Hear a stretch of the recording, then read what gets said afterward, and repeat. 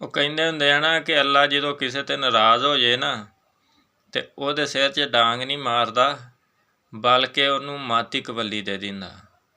ਆਹ ਵੀਡੀਓ ਦੇਖਦੇ ਪਏ ਤੁਸੀਂ, ਜਿਹੜੀ ਆ ਬੀਬੀ ਲਾਗੇ ਬੈਠੀ ਆ, ਕੋਈ ਆਮ ਲੜਕੀ ਨਹੀਂ ਹੈਗੀ ਜਾਂ ਕੋਈ ਜਾਹਲ ਨਹੀਂ ਹੈ ਜਾਂ ਕੋਈ ਜਿੱਦਾਂ ਦੀ ਵੀ, ਪੜ੍ਹੀ ਲਿਖੀ ਸੁਲਝੀ ਹੋਈ ਘਰਾਂ ਦੀ ਧੀ ਆ ਅਤੇ ਇੰਡੀਆ ਦੇ ਕਰਨਾਟਕ ਜ਼ਿਲ੍ਹੇ ਦੀ ਆ, ਸੂਬੇ ਦੀ, ਅਤੇ ਤੇਲਗੂ ਜ਼ਬਾਨ ਬੋਲਣ ਵਾਲਿਆਂ 'ਚੋਂ ਆ। ਅਤੇ ਇਹਨੇ ਭਾਈ ਜੀ ਅਘੋਰੀ ਸਾਧੂ ਬਣੀ ਪਈ ਆ।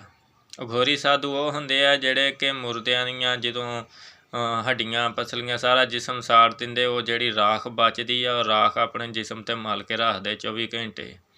ਅਤੇ ਸ਼ਮਸ਼ਾਨ ਘਾਟ ਜਿੱਥੇ ਮੁਰਦਿਆਂ ਨੂੰ ਸਾੜਦੇ ਲਿਜਾ ਕੇ, ਉਹਦੇ ਵਿੱਚ ਇਹਨਾਂ ਨੇ ਸਾਰੀ ਜ਼ਿੰਦਗੀ ਕੱਢਦੇ, ਉੱਥੇ ਹੀ ਬੈਠੇ ਰਹਿੰਦੇ, ਉੱਥੇ ਪਾਥੀਆਂ ਸਾੜਦੇ ਰਹਿੰਦੇ, ਲੱਕੜਾਂ ਸਾੜਦੇ ਰਹਿੰਦੇ, ਉਹਦੀ ਜਿਹੜੀ ਸਵਾਹ ਬਣਦੀ ਉਹ ਆਪਣੇ ਜਿਸਮ 'ਤੇ ਮਲ ਲੈਂਦੇ।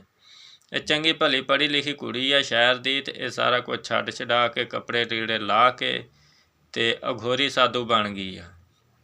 ਅਤੇ ਹੁਣ ਕਈ ਲੋਕ ਕੁਛ ਦੱਸਦੇ ਪਏ, ਕਈ ਕੁਛ ਦੱਸਦੇ ਪਏ, ਕਈ ਕਹਿੰਦੇ ਆ ਸਿਰਫ ਇਹਦਾ ਜਿਹੜਾ ਨਾ ਇਹ ਮਸ਼ਹੂਰ ਹੋਣ ਵਾਸਤੇ ਇਹਨੇ ਸਾਰਾ ਕੁਛ ਕੀਤਾ ਤਾਂ ਕਿ ਮੀਡੀਆ ਦਾ ਦੌਰ ਆ, ਵੀਡੀਓ ਬਣਨ। ਜਿਸ ਤਰ੍ਹਾਂ ਵੀਡੀਓ ਵੀ ਇਹਦੀਆਂ ਕਾਫੀ ਸਾਰੀਆਂ YouTube 'ਤੇ ਵਾਇਰਲ ਹੋਈਆਂ ਪਈਆਂ, TikTok 'ਤੇ ਵਾਇਰਲ ਹੋਈਆਂ ਪਈਆਂ, ਅਤੇ ਲੋਕ ਇਹ ਕਹਿੰਦੇ ਵੀ ਇਹ ਸਿਰਫ ਇੱਕ ਸਟੰਟ ਆ ਵੀ ਆਪਣੀ ਪਾਪੂਲੈਰਿਟੀ ਹਾਸਲ ਕਰਨ ਦਾ, ਮਸ਼ਹੂਰੀ ਵਾਸਤੇ। ਅਤੇ ਕੋਈ ਕੁਛ ਕਹਿੰਦਾ, ਕੋਈ ਕੁਛ ਕਹਿੰਦੀ। ਉਹ ਕਹਿੰਦੀ ਮੈਂ ਜੀ ਆਪਣੇ ਦੀਨ ਦੀ ਬਹੁਤ ਵੱਡੀ ਤਾਬੇਦਾਰ ਅਤੇ ਖਿਦਮਤਗਾਰ ਬਣਨਾ ਚਾਹੁੰਦੀ, ਮੈਂ ਆਪਣੇ ਧਰਮ ਦੀ ਸੇਵਾ ਕਰਨੀ ਚਾਹੁੰਦੀ ਹਾਂ, ਇਹਦਾ ਕਰਕੇ ਮੈਂ ਇਹ ਰੰਗ ਢੰਗ ਅਪਣਾਇਆ ਵਾ।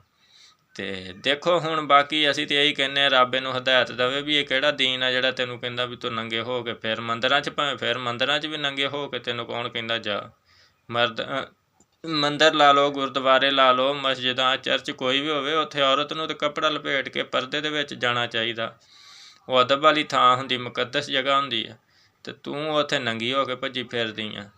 ਇੱਦਾਂ ਦਾ ਕੋਈ ਕਹਾਣੀ ਬਣੀ ਆ। ਹੁਣ ਦੇਖੋ ਰੱਬ ਖੈਰ ਕਰੇ, ਕੀ ਰੋਜ਼ ਤੋਂ ਰੋਜ਼ ਨਵੇਂ ਤੋਂ ਨਵਾਂ ਫਿਤਨਾ ਚੱਲਦਾ ਪਿਆ।